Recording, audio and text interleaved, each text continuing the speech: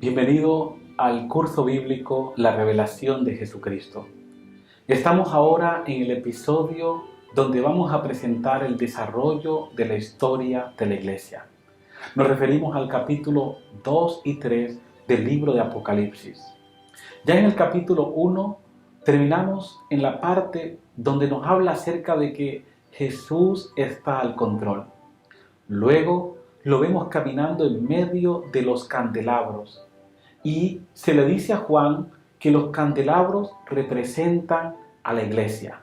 Cristo camina en medio de su pueblo. Él nunca ha abandonado a su iglesia. Cristo es el fundamento, es el fundador de la iglesia cristiana. Y nos va a mostrar en el capítulo 2 y 3 las etapas de la iglesia. En primer lugar, estas eran iglesias literales que existían en la época de Juan mientras él estaba en la isla de Patmos. Esas iglesias que estaban allí era la forma como el correo llegaba. Por ejemplo, aquí siempre cerca de donde estoy, viene la señora trayendo las cartas, el correo, lo que las personas han enviado. Y primero pues llega a una casa, luego pasa aquí y toda esta cuadra ella entrega las cartas que se han enviado. De la misma manera, las iglesias a las cuales llega la carta profética, apocalíptica de Juan, las reciben con gozo. Cada iglesia representa un momento de la historia, un periodo de tiempo. Y también muestra que ninguna iglesia estaba completa. Todas tenían la necesidad de Jesucristo. Y aquí encontramos una aplicación espiritual para nuestra vida. Todos nosotros, los seres humanos, los creyentes, necesitamos a Jesucristo. Puede ser que uno se encuentre en el estado de la iglesia de Éfeso, carente de amor, pero necesita a Jesucristo. Puede ser que otro sea laodicense, tibio, necesita a Jesucristo. En cada etapa de tu vida, de principio a fin, necesitas a Jesús.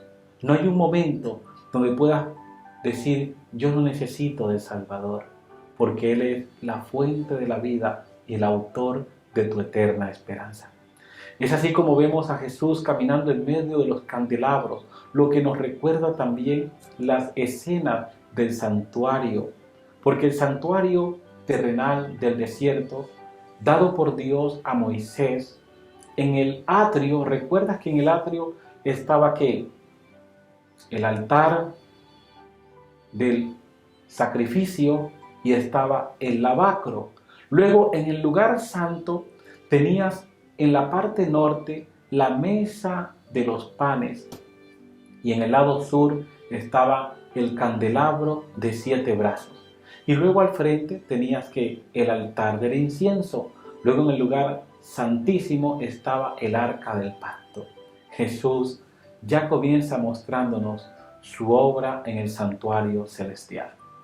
Así entonces la revelación inicia, capítulo 2 de Apocalipsis. Encontramos esta revelación maravillosa de la palabra de Dios. Y vamos a ver aquí en síntesis lo que será nuestro estudio. Es sorprendente observar cómo Dios usó las características de las 7 iglesias de Asia. Había muchas más, pero estas 7 específicamente, para mostrarnos el desarrollo de la historia de la iglesia cristiana hasta su segunda venida. Además, los mensajes se emparejan al estilo judío. Aquí vemos entonces cómo los mensajes van siendo estructurados. Y luego aquí vamos a ver esto muy importante. Viene una presentación de Jesucristo. En el capítulo 1, Juan contempla a Jesús desde la cabeza hasta los pies. Y luego cada característica que Juan vio en Jesús se va a aplicar. Por ejemplo, el que tiene la espada de 2 filos dice esto. O sea, el que conoce todo dice esto. Así que primero tenemos una presentación de Jesús para cada iglesia. Luego viene una evaluación del médico divino. Luego vienen los puntos fuertes, los puntos débiles, y vienen los consejos, las recomendaciones y el llamado de Dios junto con una promesa. Quiero decirte que la iglesia de la Odisea acumula 7 promesas, porque la primera tiene una, la segunda tiene 2, la tercera tiene 3, porque tiene las 2 anteriores y la suya, y luego la séptima tiene la suya más las 6 que le precedieron. ¡Qué maravilloso es Dios! Tiene promesas de esperanza para ti, promesas de amor. Aquí estamos entonces entrando a la historia de la iglesia predicha. Juan está en la isla de Patmos y en visión Juan es llevado a conocer la historia. La iglesia de Éfeso representa a la iglesia primitiva. La iglesia de Éfeso representa en la historia la iglesia del año 31 al año 100. Es la iglesia de los apóstoles, de los discípulos. Es la iglesia de la abnegación.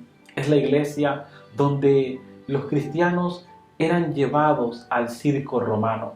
Es la iglesia del altruismo y del amor, donde Pedro es muerto y Juan está aún vivo, el único discípulo vivo, pero Juan todavía recuerda a sus compañeros de la fe, aquellos héroes y mártires que dieron forma a la iglesia.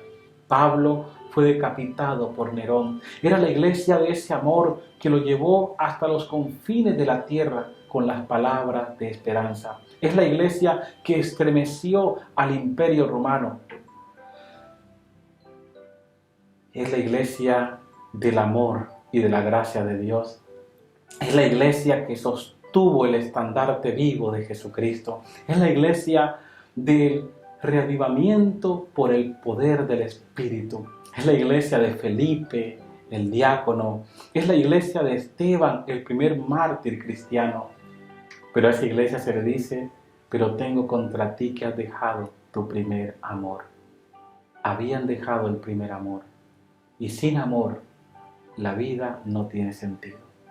Querido amigo, la iglesia de Éfeso estaba experimentando eso.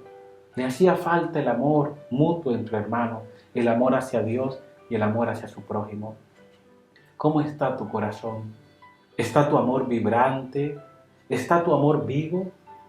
¿O está tu amor apagándose? Necesitas a Jesús.